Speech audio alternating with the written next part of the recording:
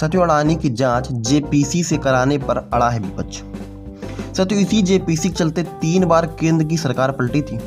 यूं तो संसद में बनने वाले कई कानूनों की ऊंच नीच जांचने के लिए जेपीसी बन चुके हैं, लेकिन आज़ाद भारत में सिर्फ 6 बार किसी घोटाले की जांच के लिए जेपीसी बनाई गई है। लोकसभा की वेबसाइट के मुताबिक देश में हुए वित्तीय अनियमितताओं की जांच के लिए आज़ादी के बाद अब तक 6 बार जेपीसी बनाई जा चुकी है।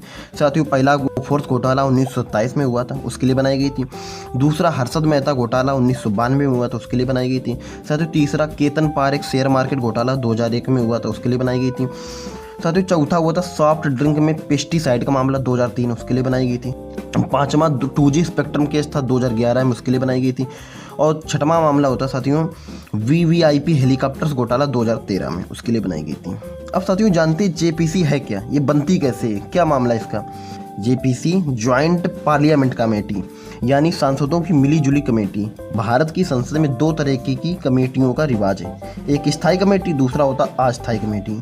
साथियों, स्थायी कमेटी का प्रावधान संविधान में, जैसे PAC यानी परमानेंट अकाउंट कमेटी, ये सरकार के वित्तीय कामों पर नजर रखती है और उसकी जांच भी करती रहती है।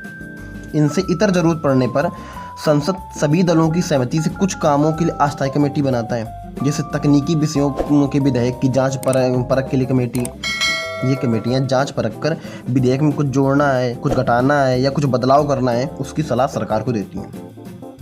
साथियों, इसी तरह देश में होने वाली किसी बड़ी घटना या घोटाले की जांच के लिए सांसदों की मिलीजुली कमेटी यानी जेपीसी बनाई जाती है।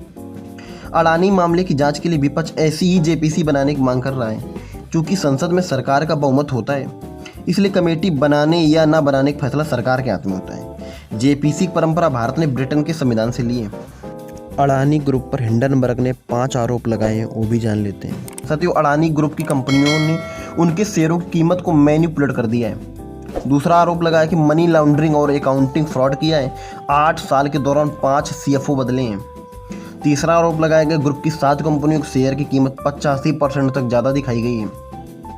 साथियों, चौथा आरोप लगाया अडानी ग्रुप पर 2.20 करोड़ कर्ज का, ये उनकी कंपनियों की हैसियत से ज़्यादा है। और 5वां आरोप लगा है कि मॉरिशस और दूसरे देशों की कंपनियों में पैसे भेजे हैं, उन कंपनियों ने अडानी के शेयर खरीदे हैं। अब हम ये जान लेते हैं जेपीसी में कौन कौन से मेंबर बन सकते हैं और कैसे चुने जाते हैं। ज्वाइंट पार्लियामेंट कमेटी संसद का एक ही छोटा स्वरूप होता है, यानी इसमें कोशिश की जाती है कि सदस्य उसी अनुपात में रखे जाएं जिस अनुपात में लोकसभा में पार्टियों के सदस्य हैं। साफ इसमें सत्ताधारी पार्टी का बहुमत होता है। इसमें राज्यसभा के भी सदस्य होते हैं, लेकिन इसके मुकाबले लोकसभा के सदस्य दोगुने होते हैं। हालांकि कमेटी में कितने लोग होंगे इसकी संख्या तय नहीं होती, आमतौर पर करीब 30 सदस्य होते हैं। साथियों, जेपीसी भले ही संसद बनाती है, लेकिन इसके लिए लोकसभा में साधारण बहुमत से प्रस्ताव पारित करना जरूरी होता है। और प्रस्ताव पारित होने के लिए लोकसभा में बहुमत चाहिए, जो सरकार के पास होता है। जेपीसी के पास क्या ताकतें होती है, ये भी हम जान लेते हैं। तो जेपीसी को किसी भी माध्यम से सबूत जुटाने का अधिकार होता है। किसी भी व्यक्ति, संस्था या पक्ष को बुलाकर पूछताछ कर सकती है। अगर वो व्यक्ति, संस्था या पक्ष जेपीसी समक्ष पेश नहीं होते हैं तो संसद की अवमानना मानी जाती है। इसके लिए जेपीसी संबंधित व्यक्ति या संस्था से लिखित या मौखिक जवाब या दोनों मांग सकता है। सबूत के लिए बुलाने पर कोई विवाद होता है तो इस स्थिति में अध्यक्ष के फैसले को अंतिम माना जाता है। जेपीसी किसी मामले की जांच के बाद संशोधन के सुझाव के साथ भारत सरकार को रिपोर्ट देती है। फिर भारत सरकार कमेटी की रिपोर्ट पर विचार करके तय करती है कि उस विषय पर क्या करना चाहिए। जेपीसी की सिफारिश के आधार पर सरकार आगे की जांच शुरू करने का विकल्प चुन सकती है, हालांकि उसे ऐसा करने के लिए मजबूर नहीं किया जा सकता है।